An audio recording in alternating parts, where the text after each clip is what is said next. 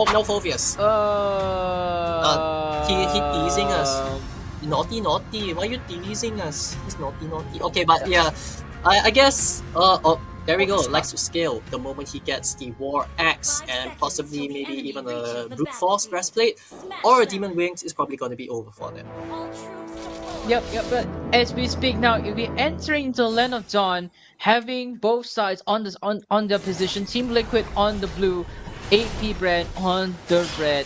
Now, looking back into this draft, is that how are the early game composition from Flap TZ, Ogwen, and Few rotates as they wait, creates more space for Super Marco to eventually farm up, scaling well into the late game. And while for Team Liquid, mostly has a very aggressive jungle, so in the early game, because of this aggressiveness, they're able to pull that fast. Speaking of aggression, Ogwe will be chunked out solo, and KaoTZ ensures the first blood and eventually a double kill in this first minute. Yeah, really nice play by Team Liquid using JP to actually help KaoTZ farm faster, reducing the amount of time that he takes to reach level 4, and the results speak for themselves. Angela and Edith both will go down.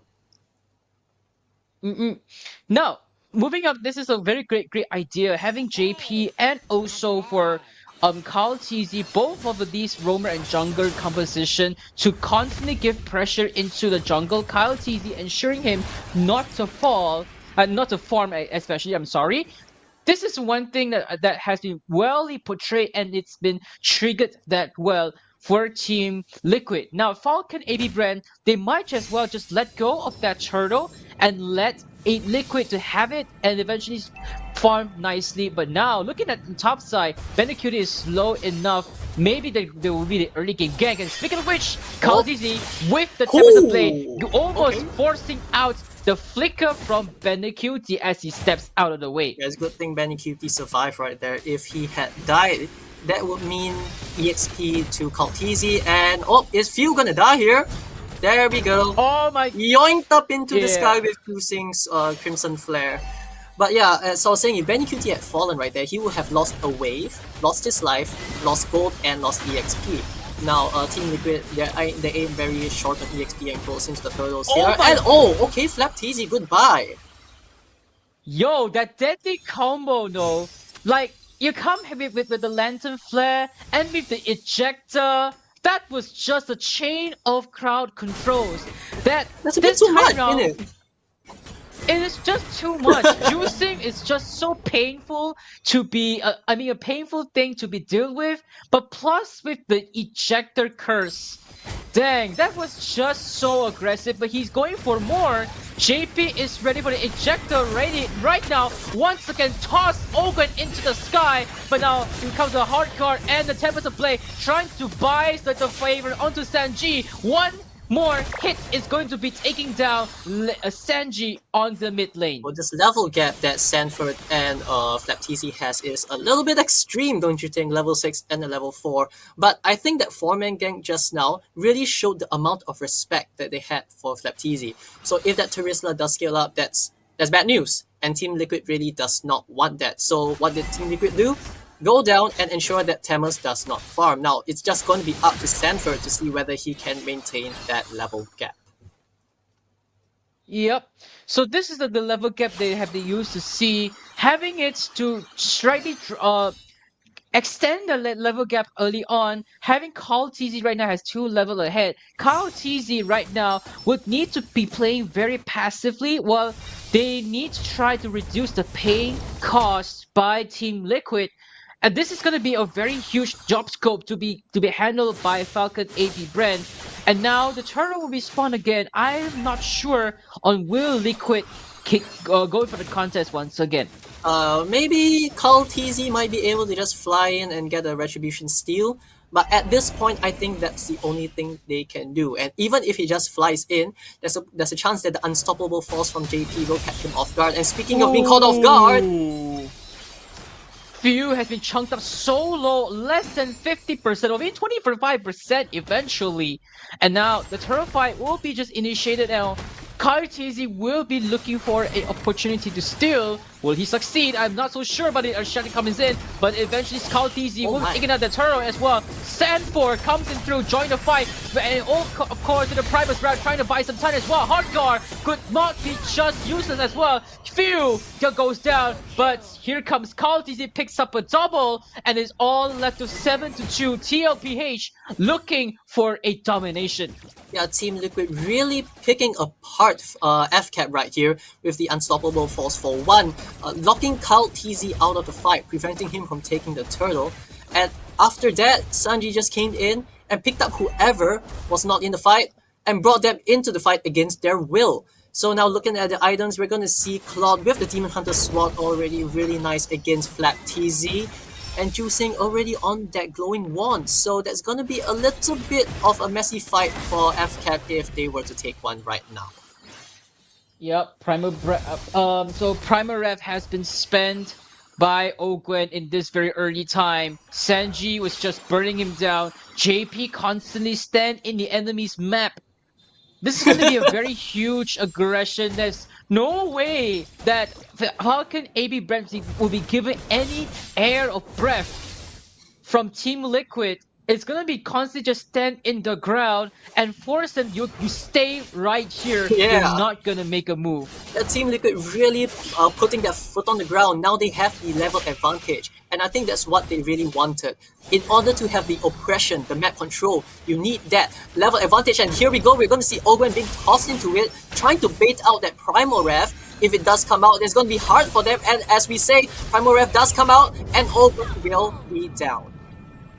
Super Marco goes down as well, but look at it. This chain CC is going to be looking very well. Having him to toss into the air, and also Sanji pulls him back with the ultimate and as well as the lantern flare was just annoying enough. And this time round, they might just give away this third turtle. There's no way that Falcon APBREN is going to contest again. So now in this composition, is that how that Falcon APBREN even wants to survive in this composition is going to be a huge question. Now looking at this 7 minute on how TLPH grouped up together and stand in the home ground, they're just going to push every single fight, final slash into Super Marco, forcing out the flicker as well. Not yet. Oh yeah, it's actually a flicker as well for Sandford, but now FCAP has no way to farm. Oh, he just jumping right in. Whoa! Okay, he had to spend the flicker, but he managed to get a kill. Flap TZ over here will not be surviving as well. This is a fight that went straight to Team Liquid. Like, FCAP, that's 2 members down, and Team Liquid only lost a flicker and an unstoppable force. So I guess that's a really nice price to pay. FCAP will be sent straight into the gutters in terms of the economy. Looking at the gold difference, we're going to see around 7k as we speak. Yep, 6k actually right now. Oh yeah, almost 6K, 7k. Yeah, just hit the 7k. just hit the 7k, and now looking at how Team Liquid just toss, pull, and a monster kill slaughter from Carl TZ. Now they have yet to reach the power spike, and Team Liquid is just going to abuse them as far as they can. Now looking at the itemization, even as we speak, that Thamus was not tanky enough, although yes, he has a thunder belt, but he's not really tanky enough to withstand that damage. But also, speaking of which, Carl TZ haven't yet to complete that much items for him enough to be deal against Team Liquid. And Ogwen himself, knowing him as a tank, he doesn't really complete that full item for him to even initiate the fight or to tank any damage against Team Liquid. Yeah, Flap TZ doesn't even have the War Axe at this moment, so the lifesteal and the regen that Thamus is known for is practically non-existent at this point. Now, Carl TZ is just going to get an easy Lord right here. I think they kind of really want to push the game to end right now. Flap TZ will get singled out, and I think that's the end of him, even though he has the Vengeance up. That's a really nice kickoff right now. Now, FCAP does not have their main front line, does not have the drain tank that they want in the fight. So right now, all they can do is play passively, but Sanji has other plans. Sanji has the Red Lantern in his hands. As long as he's carrying it up, he's going to say that you're not going to survive. Stay away from me, or else I'm going to pull you into my kingdom. and I'm gonna make sure you fall. Now, Team Liquid back into FCAP's full squad members. Now, probably there will be a huge team fight happening in a few seconds from now. The Lord back into it, and as I speak, final slash into the crowd, and once again, FlapTZ pulls into the crowd, and it's just them facing off the odds. Primary Ref tried to burn them down. FlapTZ could not even fly into the fight. He's just gonna witness it, and Blazing Blood tried to even force Few into the base. What? But now FlapTZ eventually falls. JP is there to ensure his demise, and game number 1 will be going over to Team Liquid with just few minutes. 10 minutes and 16 seconds, if I'm not wrong. That's probably the second fastest game today. The honor of that will be going to the previous bracket. I think it was Mango's against IHC. But either way, Team Liquid, they played that